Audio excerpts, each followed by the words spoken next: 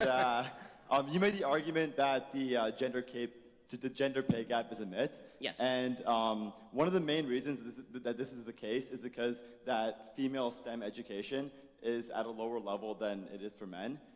Females are continually discouraged to not go into STEM fields at a rate that's like much lower than men are. So I was wondering what you feel about this argument, and like, you know, do you like think it should be remedied, or like nothing should be done? Well, I think that it's a free country. You can choose what profession to go into. If the idea is that the pay gap is largely due to profession choice, that's obviously true.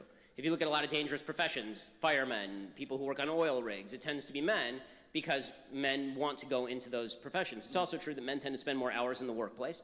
It's also true that women tend to take more time off with babies. That's not a bad thing, by the way. It's not a rip on women. It's always bewildering to me when feminists are like, it's terrible that women take time off to be with their babies. Why? I think it's a wonderful thing. Yeah, I completely agree. But I think there is a societal discouragement for women to go into these particular fields. I was wondering if, like, you as like a problem. I don't see a ton of evidence that there's societal disparagement of women going into being a firefighter. What I actually see is that there's an affirmative action program in many of these cases for women going into things like firefighting, because there's now an affirmative attempt to get women into these fields. I was referring to STEM fields like science, technology. So, okay, so the STEM. Okay, so James Damore has an interesting memo that got him fired from Google on this.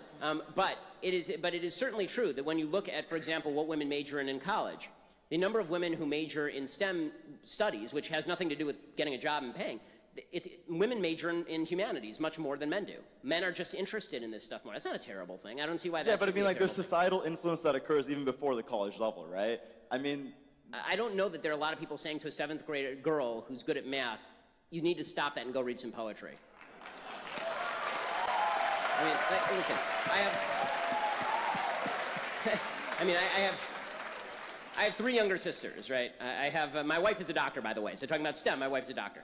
My mom runs companies. That's what she does. So I'm very much for women in the workplace and being able for them to choose what they want to choose. I really don't see a lot, if you can tell me the person who's out there going, women in science, fie, then I'll stand with you and say, yeah, that person's adult.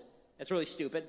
You know, if a woman wants to go into science and she's qualified for the job the same way that an equally qualified guy is, great.